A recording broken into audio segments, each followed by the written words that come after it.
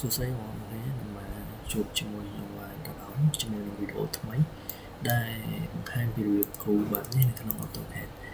គូបែបហ្នឹងគឺប្រយោជន៍គឺយើងចង់ detail អីមួយលេង style ក្នុងការ detail របស់យើងឲ្យវាមានថាមានរូបសម្រស់មាន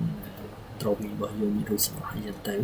នៅក្នុងខ្ញុំឃើញបងប្អូនយើងច្រើនពី10នាក់គឺចាប់បានដល់12នាក់អញ្ចឹងក៏ខ្ញុំធ្វើវីដេអូហ្នឹងឲ្យបងប្អូននេះបងប្អូនអាចចូល channel នេះបានតាមការ scan QR code នេះ channel engineering knowledge អញ្ចឹងតោះមកខាងពេលយើង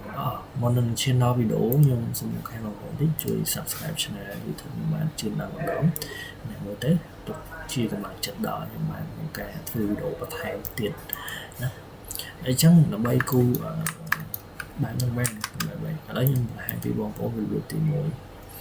ខ្ញុំមានពីរបែបនេះហើយអានេះធម្មតានេះទៅបងប្អូនមាន detail អីចឹងទៅណាមាន detail បងប្អូនមើល copy ហើយបងប្អូនឲ្យនេះលេង layer លេងអីដិតអីចឹងមកអញ្ចឹងខ្ញុំប្រាប់ទៅពីគូពីបន្ទាត់ទៅបងពីតូចទៅធំឲ្យមើលទៅវា smooth រាល់បងប្អូនគូអញ្ចឹងមែន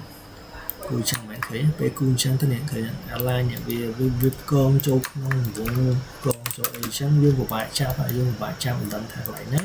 តែចាប់ទៅកុំឲ្យវាចូលចឹងនេះបងប្អូនមើលឃើញឡាញខ្ញុំគូឡើង smooth ឡើងស៊ីសាច់គ្នាចឹងគេមិនគូបែបហ្នឹងទេចឹងតាំងតោះដល់វាលក់គូវាចុច comment like ចុច comment like មកបងប្អូនវាយពាក្យតាមឃើញបងប្អូនឃើញសភាព smooth ទេបងប្អូនឃើញសភាព smooth ទេបើសិនជាយើងចុច line ធម្មតានេះឃើញវានៅជាប់នឹងកន្លែងដែលយើង base point របស់យើងវាជាប់នឹងអញ្ចឹងយើងចុច line ចុចតាមអញ្ចឹងអានឹង sorry ចុចតាមអញ្ចឹងអានឹងដល់វាជាប់ខាងហើយអញ្ចឹងដើម្បីឲ្យវាជាប់វងមកខាងទៀត smooth ល្អយើងចុចតាមមួយទៀតអញ្ចឹងបងប្អូនឃើញសភាពរបស់វា smooth ល្អសភាពរបស់វា smooth ល្អឃើញវាអត់ចូលក្នុងដូចអ្វីដែលយើងគូដោយអ្វីដែលយើងគូ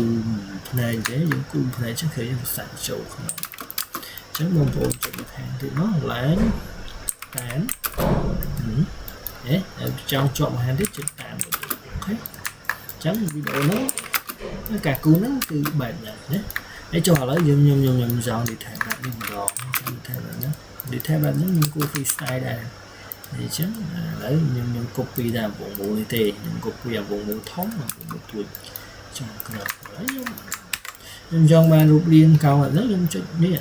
អា3 point ខ្ញុំចុចទៅដល់ខ្ញុំមើលអីហ្នឹងខ្ញុំមើលមកសំផ្នែកហ្នឹងខ្ញុំចុចបែបហ្នឹងហើយមួយទៀតខ្ញុំចុចអីខ្ញុំមើលមកសំផ្នែកហ្នឹងបែបហ្នឹងចាបែបនេះហើយបើគិតថាវីដេអូនេះល្អកុំភ្លេចជួយ subscribe ផងខ្ញុំនឹងរកវីដេអូល្អចែកម្លែកដល់ជូនដល់បងប្អូនទាំងអស់គ្នាអរគុណទោះជាមកជួបគ្នានៅវីដេអូក្រោយ